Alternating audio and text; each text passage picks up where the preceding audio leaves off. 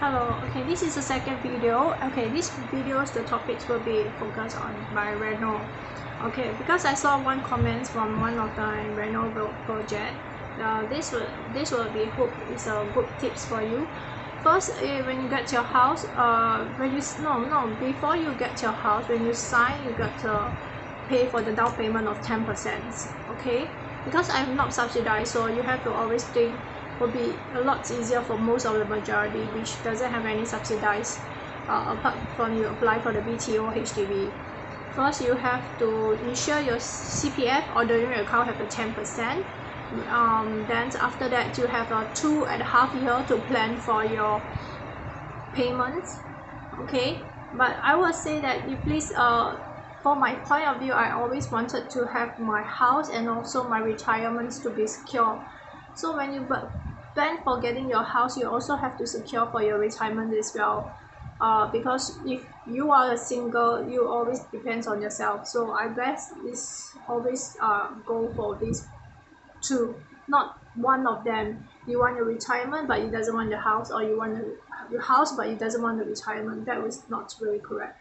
Also, apart from the CPF for planning, I will also suggest you to plan for your saving for your retirement in cash, so that you can retire before the age that you can withdraw, and even that it be locked, because we have the minimum sum that we need to hit, right? So I would suggest that you have to plan for that way as well. I suggest that you can try the unit trust based on my personal investments. I always think that if you are very good in investment, controlling by yourself, you can try the stock. But if you are not, you're just only a beginner, you're just only start working at the age of like 18 or maybe 21, and you already start wanted to have some saving and try to do some investment for your future, please go in and search yourself out on the unit trust and what kind of fund is suitable, what kind of fund is good, and what kind of fund is performance is good, and also how is the return like. Because I can say the pro and con of the unit trust, because I start unit trust very young, in my 20s. Now in my 30s, I still using, and the return is double, and some even very fast, even break even very fast. So it's really have to depends on your research on yourself, um, to have a better investment. So when you get your key, you have extra cash for your, not your extra cash apart setting aside for your HDB, your on your CPF, and also your retirements in cash, and also have extra cash for your Reno. um keep as simple as possible if you are living alone. But for my case, I living with my mom. I know that I will be living with my mom somehow. Even it's a full time or part time, she will be staying here. So I try to have a lot of storage place. That is my priority, and also have to the theme of the house is have to be bold, and also have to be every concept of the house have different. Like my room is purple is meanings of the royal purpose. I'm the queen of the house, the princess, the royal family kind of feelings. That is why I use the royal. I like the purple. Yeah, it's I don't like pink. I'm not a pink girl, because like sweet and nice is that petite size. I'm not that, so I know I'm the purple person. And I like blue is because I have my chair, and like is in blue in my old house that I bought very long ago before I applied for the flat. And also, so I try to match something with what is their best. And and also I have my kitchen in hot red. Yeah, I feel that red is means like alarm, like that means like it's dangerous. It's have to be casual, have to be careful. And red is that is why I put red in that side. And my toilet I try to be black and white. Uh, every colors is different in every area, but you don't have to. Is maybe you can just put your whole entire house in one kind of colors, one kind of tone. It's up to you. It's very up to you. Your personal preference. um if you go and find an ID, try not to rely on ID so much, but more on yourself. It's because it's like they are an agency kind of thing. They will try to get as much profit as possible for themselves. So you can try to negotiate with them and find more ID and find more people to do the quotations with the same things. And best, you also design yourself. First, you have a floor plan, right? You design your floor plans, the place, the positions, and everything. First, your floor plan. Second, your 3D photo, not your 3D photo. I mean 3D drawing. If you study technical drawing before, try to draw in 3D format and also in dry. Also your dimensions. Measure everything that all the dimension when you collect your key. Draw the dimensions that you want. Ask the carpenters and whatever your ID to do exactly what you want. And also, if you have to monitor yourself when you are doing the project. Even you are not around, let them take the video, make them issue, and also check before you put the full payment to them.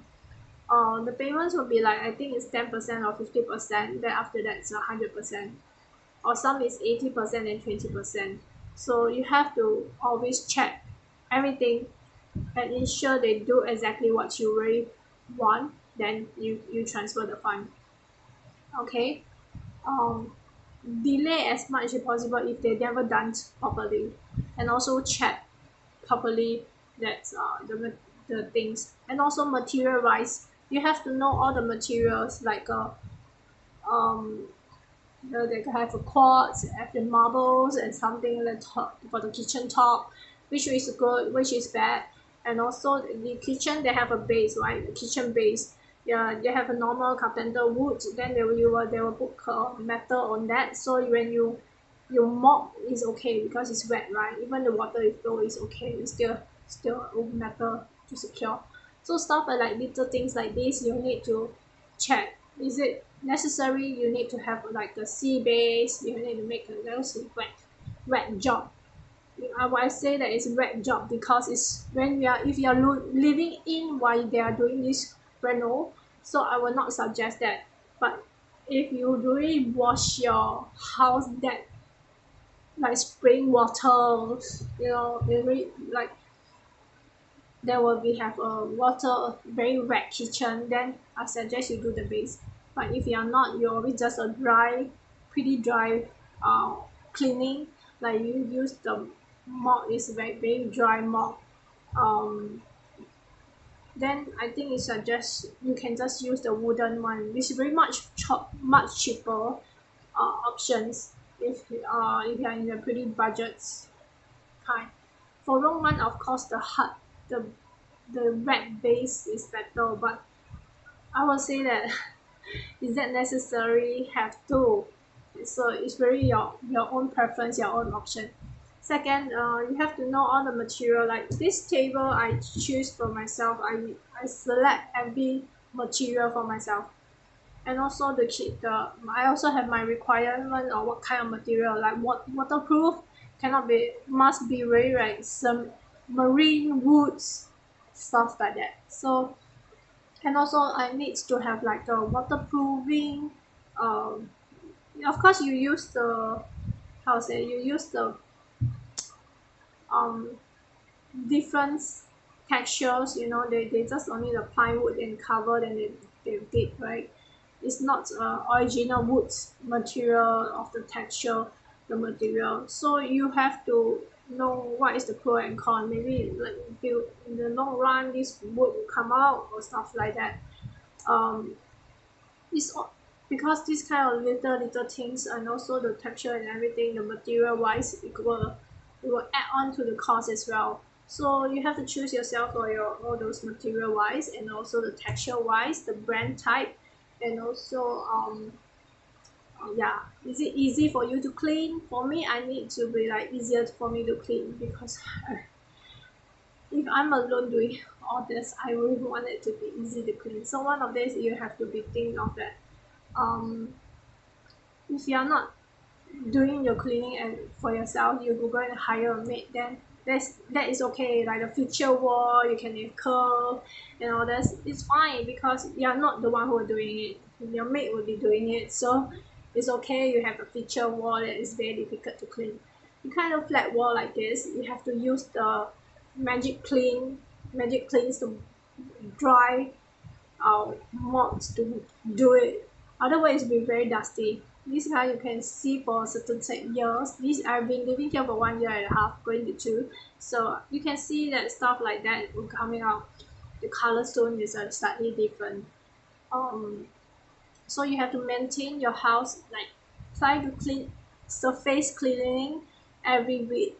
Your kitchen, your toilet surface clean twice a year, twice a week, and also you clean your toilets every week. Yeah, so stuff like this you have to always remember. Yeah, twice a week, and also twice a week, once a week, like this. Of course, sweep and mop you have to do every week, but for my case, I think I'm very lazy. I do it once a week. I'll do one whole shot for everything. You have to duster. I think those normal dust pan and all this is not really good for you. I would suggest you the vacuum, but of course it will add on to your electricity cost.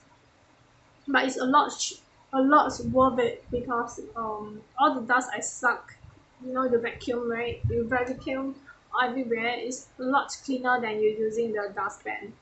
If you are doing, you can do the dustpan daily, then once a week you use a vacuum. So it's up to you to maintain the house cleaning. I know some of them is very lazy, doesn't want it to clean at all. They just want to sweep and mop. It's okay. You can use the vacuum machine or what, the mobile, what is that, the robot stuff to clean your floor. It's really up to your own preference, but that will be as of course the extra expenses that you have to add in for yourself. But if you see it's good and long run is good, then you can just buy it. It doesn't want to spend that kind of time doing the housework. You would rather get a robot than, and you think cleaning the floor is good enough, then you can just get it. Or you can just, it's your own preference, your own house is your own preference, your own liking. So I would say if you really want to save on certain things or you really want to buy certain things, you really need to do a lot of research. For example, my sofa for my mom, uh, the originally cost was $500, 500 or $600. Then some certain years of in the year, the whole entire year of promotion, some of the price will go drop until $300 or 200 plus. So it's saving of $200 extra.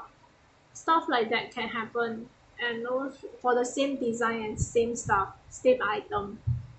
Um, so a lots of thing you really have to look into it.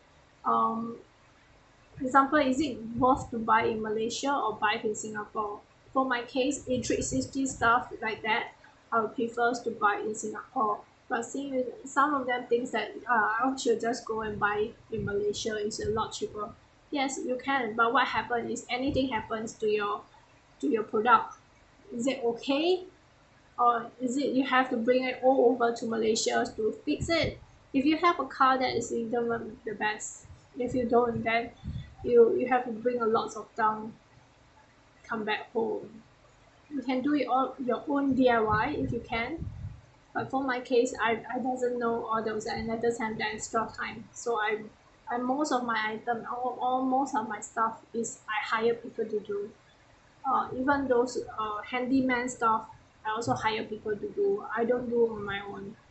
Um, Apart from buying something from IKEA and fixing myself, uh, that is it. But not all the item I'm fixing myself. Even some very difficult item, I need to get a handyman to do. Um, so that will be all for all the tips that I can give. Um, I think if you can put, if even you are buying two room flat, okay, is it necessary to buy buy two aircon, one in your bedroom and one in your living room. Is up to you. If you're living alone and you're staying most of the time in your bedroom, then I think I would suggest you just get aircon in your bedroom. But if you are having a lots of gas and all this, it's very warm in the living room. So it would be good to have another aircon in my living room. In my living room, I didn't. I have a air cooler, which I think is good enough. Um, but it's not because the weather is very horrible in Singapore. If you don't have the aircon, it's very hard to survive. Even you have a fan, even the ceiling fan sometimes is not very good.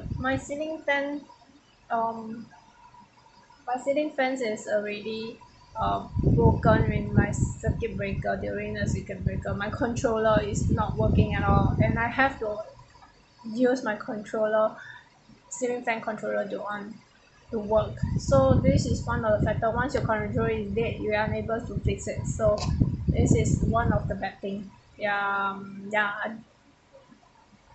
you should, if you can connect to the switch and on the fan, that would be the best. But my switch with the fan is only the lighting, it's not on the ceiling fan. So this is one of the thing you need to look into it if you are decided to use a ceiling fan. Yeah, I think that will be all. I